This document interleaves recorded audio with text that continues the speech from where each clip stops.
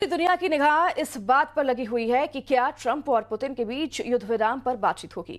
लेकिन दूसरी तरफ पुतिन अब अमेरिका और नेटो के साथ परमाणु जंग की तैयारी करने में जुटे हैं।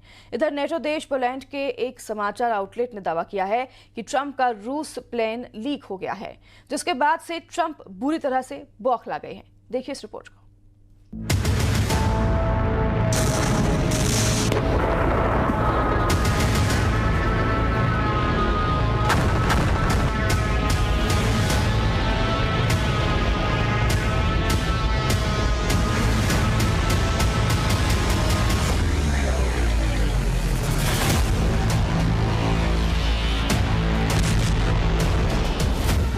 पलटी ट्रंप की बाजी, परमाणु जंग की तैयारी।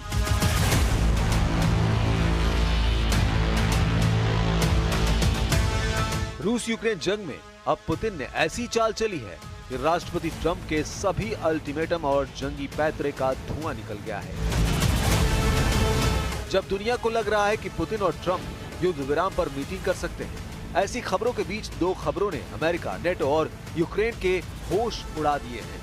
रूस ने डंके की चोट पर कह दिया है कि यह जरूरी नहीं है कि पुतिन और ट्रंप की मीटिंग में युद्ध विराम पर सहमति 100% हो जाए।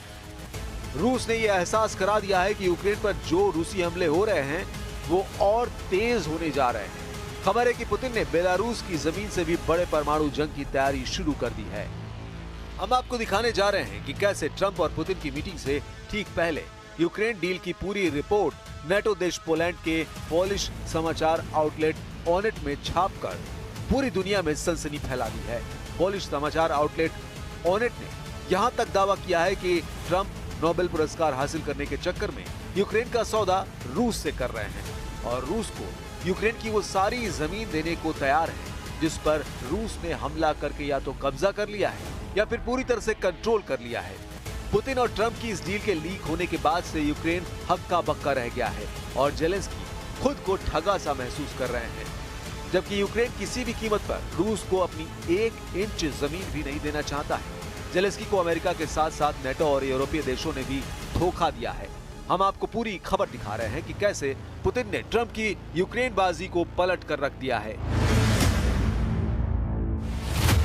पुतिन ने पलटी बाजी, परमाणु जंग की पूरी तैयारी।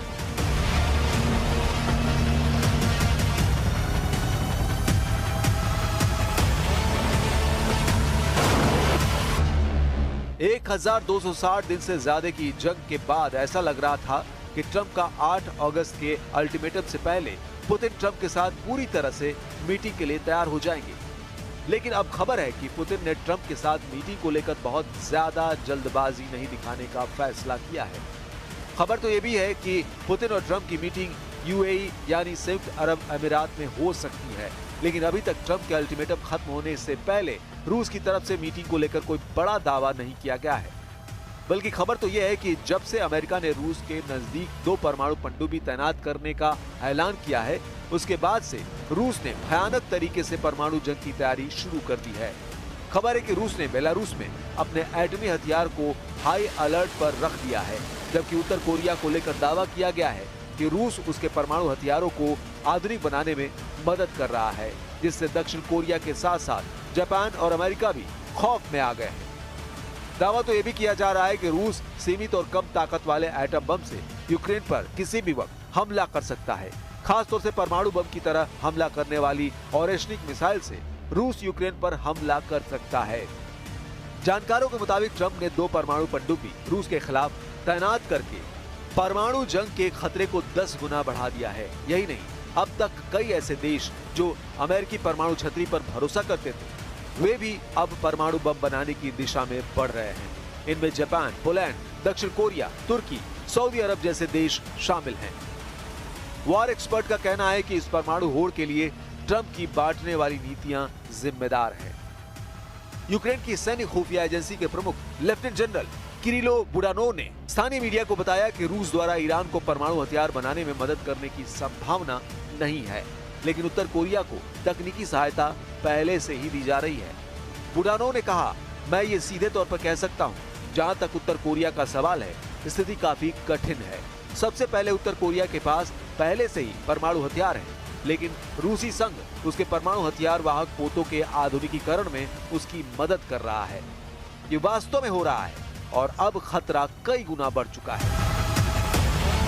पिछले साल उत्तर कोरियाई नेता किम जोंग उन और रूसी राष्ट्रपति व्लादिमीर पुतिन ने एक रक्षा समझौता के जरिए सैन्य सहयोग को बढ़ाया था, जिससे पश्चिमी देशों में चिंता बढ़ गई थी।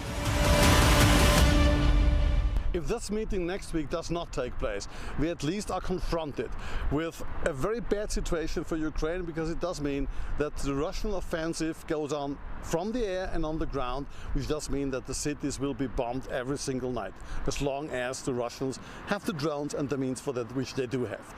For the Americans, in particular Mr. Trump, it does mean that he can't go home with the laureate and say, I brought peace to Ukraine, and which does mean that he has to do something now against Russia, which he tries to avoid since his presidency. Trump की Ukraine deal leak, Poland की जमीन पर पर्दाफाश। हैरानी की बात तो यह है कि जो यूक्रेन ये समझ रहा है कि अमेरिका नेटो यूक्रेन को हथियार इसलिए दे रहा है ताकि यूक्रेन रूस को हरा सके, वही देश अब यूक्रेन को धोखा देने में जुटे हैं। खबर तो यह है कि ट्रंप के विशेष सलाहकार स्टीव विटकॉफ ने जो युद्ध विराम का प्रस्ताव पुतिन को 75 घंटे पहले दिखाया था, वो अब लीक हो चुका है। यूक्रेन के खिलाफ ट्रंप की पुतिन से सीक्रेट डील से जुड़े इस प्रस्ताव को जानकर आप हैरान रह जाएंगे। यूक्रेन के लिए एक गुप्त अमेरिकी युद्ध विराम प्रस्ताव, जिसे कथित तौर पर डोनाल्ड ट्रंप की टीम ने तैयार किया था, उसे मॉस्को भेजा गया था। अब इसे पोलिश मीडिया आउटलेट ऑनेट द्वारा लीक कर दिया गया है। अमेरिका के करीबी और नेटो देश पोलैंड के पोलिश समाचार आउटलेट ऑनेट के मुताबिक यूक्रेन के संबंध में एक अनुकूल अमेरिकी प्रस्ताव का विवरण प्राप्त हुआ है, जो मॉस्को में अमेरिकी राष्ट्रपति डोनाल्ड ट्रंप के विशेष दूत स्टीव विटकॉफ के साथ बातचीत के दौरान रूसी शासक व्लादिमीर पुतिन के सामने पेश किया गया था। पोलिश समाचार आउटलेट ऑनेट ने यूरोपियन प्रावधा से 7 अगस्त को गुप्त सूत्रों के हवाले से खबर छापी है, जिसमें दावा किया गया है कि हमें पता चला है कि मॉस्को को ट्रंप प्रशासन से एक बहुत ही अनुकूल प्रस्ताव मिला है, जो यूक्रेन डील से जुड़ा है। ऑनेट के अनुसार यूक्रेन में युद्ध विराम का प्रस्ताव तो है, लेकिन पूर्ण शांति समझौता नहीं, जैसा कि रूस चाहता है। यूक्रेन जंग के मुद्दे को 49 साल से लेकर 99 वर्षों के लिए स्थगित करके रूस द्वारा कब्जाए गए क्षेत्रों को वास्तविक मान्यता देना है, न कि कानूनी, यानी ये भी रूस के पक्ष में है। रूस पर लगाए गए अधिकांश अमेरिकी प्रतिबंधों को हटाना और दीर्घकालिक रूप से ऊर्जा सहयोग अर्थात रूसी गैस और तेल के आयात से रोक हटाना भी शामिल है। हालांकि इस प्रस्ताव में कथित तौर पर नेटो विस्तार के विरुद्ध कोई गारंटी शामिल नहीं है, जो मॉस्को की लगातार मांगों में से एक है। न ही रूस को यूक्रेन को सैन्य सहायता बंद करने का कोई वादा मिला। हालांकि ऑनेट के अनुसार यह अंतिम बिंदु रूसियों को स्वीकार्य बताया जा रहा है। विटकॉफ और पुतिन के बीच बैठक के बाद ट्रंप ने यूक्रेनी राष्ट्रपति वोलोडिमीर जेलेंस्की और कई यूरोपीय नेताओं के साथ फोन पर बातचीत की थी। यह भी खुलासा हुआ है।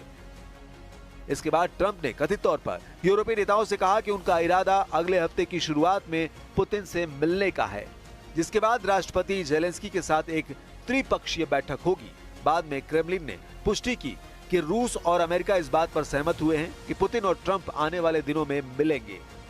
लेकिन हम आपको बता दें कि अमेरिका ने पहले पूरी तरह से कब्जा किए गए और आंशिक रूप से कब्जे वाले यूक्रेनी क्षेत्रों पर रूस के कब्जे को मान्यता देने की पेशकश की थी, जिसे कीव यानी राष्ट्रपति जेलेंस्की ने अस्वीकार कर दिया था।